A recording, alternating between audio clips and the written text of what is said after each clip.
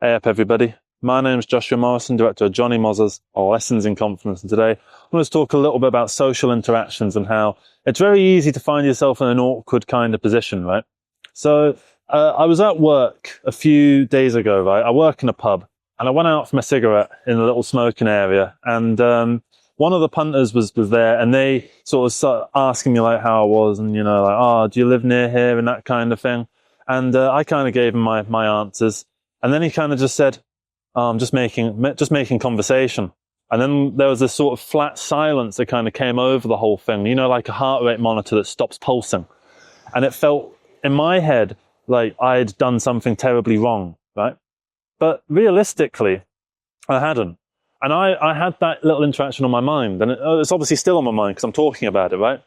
But that guy, right, he'll have forgotten about it the second after it happened, right? Do you know how I know that? Because I have been that person. I have been that person that's been asking the question and then just gone, I'm just making conversation, right?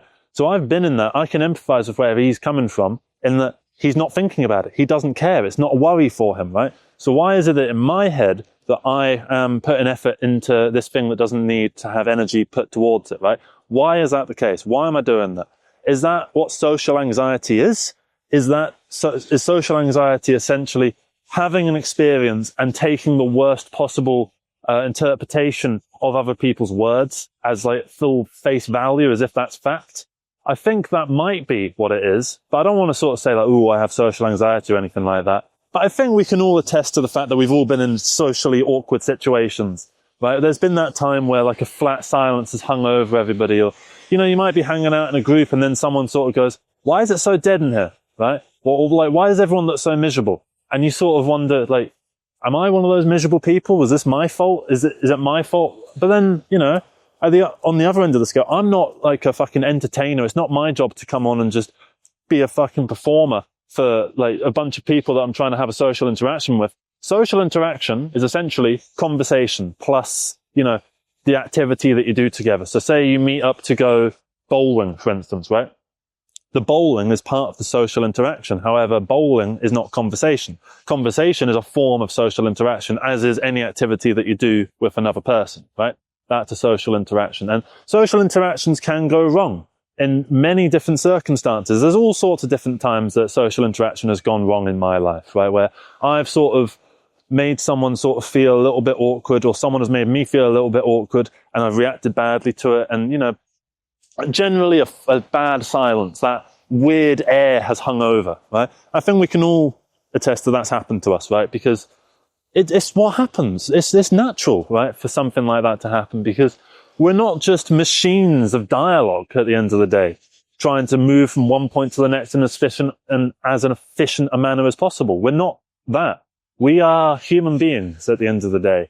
And what human beings do is they discuss ideas, they discuss situations, they discuss events that have happened that have impacted them or the world around them, and we exchange ideas, and that's basically all it is. And sometimes that exchange of ideas goes awry, and at the end of the day, that's fine. And if someone who is in that position of being the person that has ignited a socially awkward situation, they shouldn't have to live with some kind of guilt with that. And yet we often do, right? I felt guilty after this kind of, oh, I was just trying to make conversation thing. I was like, am I shit at conversation? Am I bad at talking? Am I bad at, making people feel comfortable? If he's had to give that disclaimer, it's clear that this conversation wasn't a very good one to begin with. I mean, look, it's not like we were going to be the best of friends and we were going to go fucking merrily galloping down a fucking field of poppies or anything like that. But, there could have been more going on there. Maybe I gave too short an answers. Maybe I answered them too, like, honestly and earnestly or something like that. Maybe I could have put more effort into asking him about stuff. Maybe I could have been more of an active listener. There's all sorts of things that go through your head in terms of how you can improve yourself socially to make better connections and, get into more interesting situations. Because, I don't know, I see people that are really good at conversation, right? I'm not a great conversationalist. I'm good at talking to cameras, but I'm not very good at talking to people. Right? So what I find is that I see people that are having these really fluid bits of dialogue with one another, and they're able to talk to people so openly and honestly, and they're able to get such good results out of it. And yet I feel like I'm sort of shielding myself from revealing my truest self, right? Why is that the case? Is it because I'm scared of people judging me for who I am? I don't think that's necessarily the case, because when I find that someone is judging me, I tend to reject that judgment and just not care what they think anymore. So it can't be that. Is it the uncertainty? I think the uncertainty could be a part of it, because think about it, right? If you're sat there and you're wondering if someone has a problem with you, that's so much worse than someone actually having a problem with you. That's so much worse than thinking and being fully aware of what that person thinks, because then you can deal with it. Then you can act on it. You can either reject it or take it on board and use it as an opportunity to improve yourself. Or you might think that it's an inaccurate portrayal of what you're actually like, and so you don't have to act on it.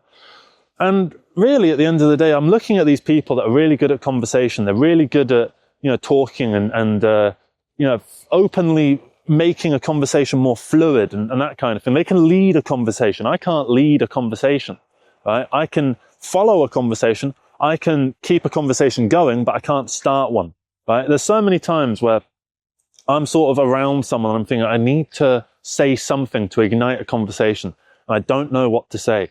But at the end of the day, it is just as simple as asking them a question, right? Because I know when I'm on the receiving end of that, when someone has started a conversation with me, it tends to just start with a question that I answer that then leads to them giving their own response or asking another question in line with it and that kind of thing. And you can take that to its logical conclusion, which is a fluid, dynamic, and interesting conversation with someone that you have chemistry with, right? And if you do that enough, you can start to open yourself up, and you can start to be more yourself and more free with the things that you're saying with people. And that's not necessarily with just your best friends. I'm talking about with everyone.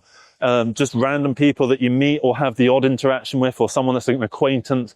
You just want to avoid being shut off and shutting yourself away from the opportunity to have dialogue and conversation with people. You want to make sure that you can just go out there and just start conversations and carry on conversations easily with people that you don't necessarily know very well, because you're going to have to do it, right? We all have to do that kind of thing. I'm not much of a people person at the end of the day, but it's a skill that you have to refine. And the more you can refine that skill, the more that you're going to be able to help yourself going into the future.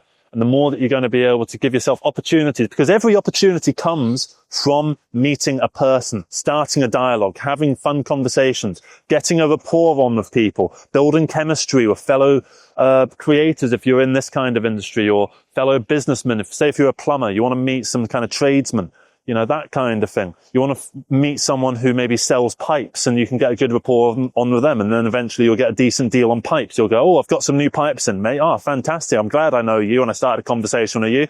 Cheers.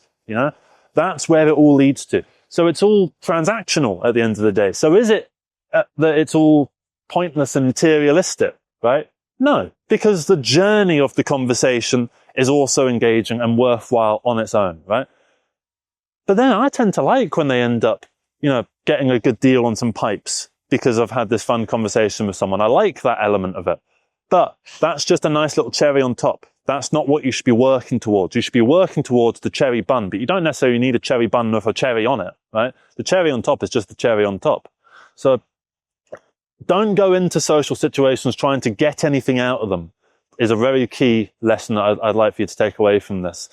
But just go into conversations for the enjoyment of the conversation. And the more fun that you actively try and put into having a conversation, the more fun that you will actually get out of these conversations. If you go into conversations just wanting to get out of them, like I do so frequently, so many times someone will be talking to me and I'm just sort of sat there like, I can't wait to get home, or I can't wait for this to be done with so I can just like sit down and just have a think and just be on my own, That's a very common thing, because I'm a little bit of an introvert. I'm not a big people person. I don't like going out. I'm not a big personality in that regard, right?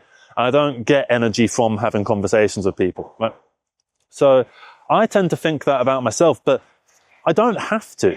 I don't have to do that. And the more I can train myself to enjoy this sort of thing, to learn small talk and to engage myself with it, the further that I'll be able to push myself in my career, and the further I'll be able to push myself with, my social life and my own personal world.